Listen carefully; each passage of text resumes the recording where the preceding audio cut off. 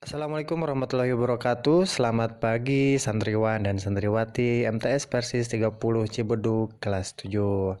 Bagaimana nih kabar kalian? Semoga kalian selalu berada dalam lindungan Allah Subhanahu wa taala dan diberikan kesehatan. Amin ya Allah ya rabbal alamin.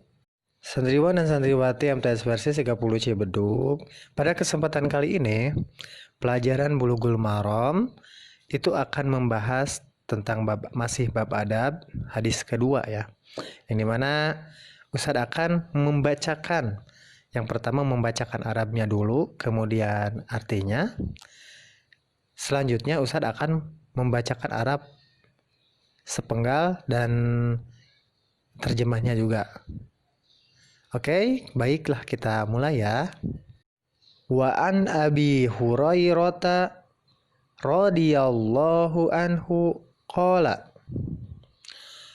qala Rasulullah sallallahu alaihi wasallam unzuru ila man huwa asfala minkum wala tanzuru ila man huwa fawqakum fahuwa ajdaru an la tazdaru ni'matallahi alaikum. Muttafaqun alaih. Dari Abu Hurairah radhiyallahu anhu bahwa Rasulullah sallallahu alaihi wasallam bersabda, lihatlah orang yang berada di bawahmu dan jangan melihat orang yang berada di atasmu, karena hal itu lebih patut agar engkau sekalian tidak menganggap rendah nikmat Allah yang telah diberikan kepadamu. Muttafaq alaih. Nah, kalian bisa ulang ini sampai 3 kali ya. Nah, kemudian sekarang Ustaz akan membacakan perkataannya ya. Wa an Abi Hurairah radhiyallahu anhu qala. Dari Abu Hurairah radhiyallahu anhu qala Rasulullah sallallahu alaihi wasallam. Rasulullah Shallallahu Alaihi Wasallam telah bersabda, unzuru, lihatlah, ila man huwa, orang yang berada asfala minkum, di bawahmu, wala tanzuru, dan janganlah melihat, ila man huwa, orang yang berada fauqakum, di atasmu, fahuwa ajdaru, karena hal itu lebih patut, an la tazdaru, agar engkau tidak menganggap rendah nikmatallahi alaikum, nikmat Allah yang telah diberikan kepadamu. Silahkan kalian ulangi lagi terjemahnya ya. Nah, apa sih maksudnya? Kita itu tidak boleh melihat ke atas dan kita itu harus melihat ke bawah. Bukan hanya sekedar melihat ya, tetapi maksud melihat ke atas ini yaitu ketika kita melihat orang yang keadaannya berada di atas kita. Baik misalkan dari ekonominya, misalkan kita lebih memperhatikan orang yang kaya gitu kan, atau orang yang rumahnya besar, mobilnya mewah, motornya gede, parasnya yang cantik ataupun tampan. Nah, kemudian kita itu lebih memikirkannya, aduh saya pengen nih seperti dia, atau aduh enak ya jadi dia gitu ya, orangnya kaya, udah pinter, rumahnya mewah, penghasilannya besar. Kemudian berpikir, loh kenapa ya kok aku keadaannya kayak gini, nggak seenak dia gitu ya.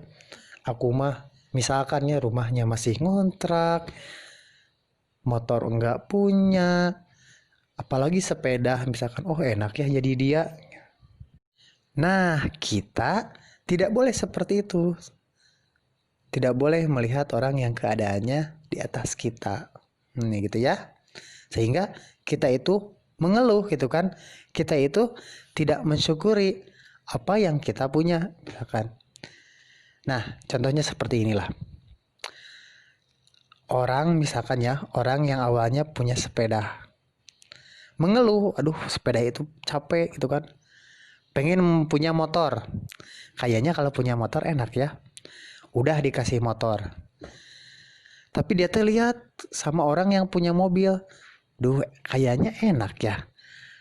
Kalau punya mobil, ketutup, nggak kehujanan, nggak kepanasan, dingin kalau pakai AC misalkan.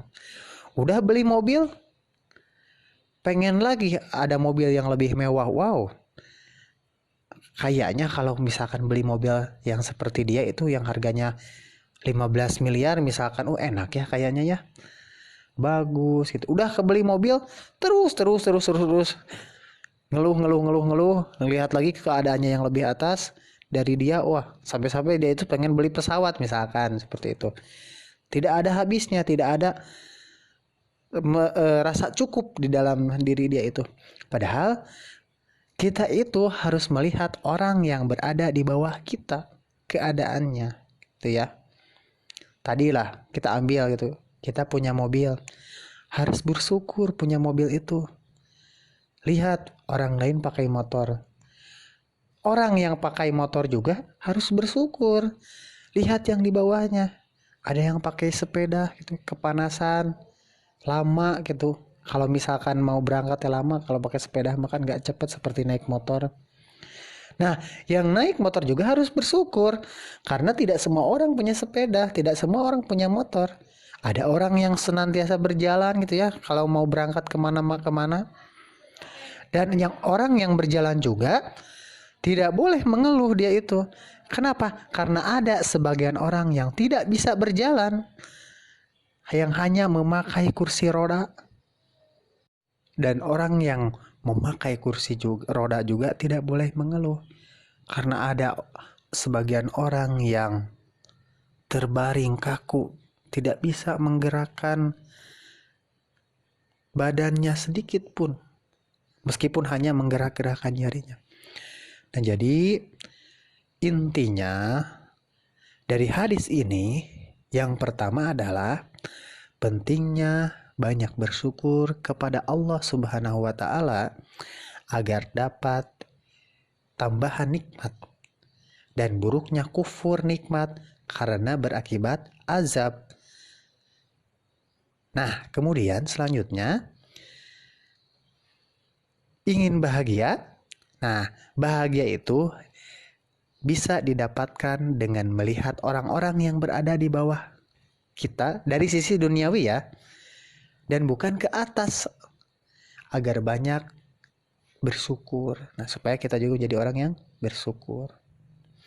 Kemudian yang ketiga, nah, adapun untuk masalah urusan akhirat, maka kita harus melihat orang-orang yang berada di atas kita, yang lebih ibadahnya dari kita, agar kita bersemangat dalam ibadah gitu ya. Nah, mudah-mudahan materi yang singkat ini bisa membuat kalian paham dan bisa juga menjadikan kita itu orang yang lebih bersyukur. Jadi perbanyaklah bersyukur, jangan kufur, jangan banyak mengeluh ya. Nah, mungkin itu saja yang dapat Ustadz sampaikan. Silahkan kalian bisa kerjakan tugas yang akan Ustadz berikan ya. Jangan lupa semangat meskipun belajarnya di rumah. Kondisinya seperti ini, kalian juga harus tetap semangat. Aku qouli hadza wa astaghfirullah li wa lakum. Wassalamualaikum warahmatullahi wabarakatuh. Assalamualaikum.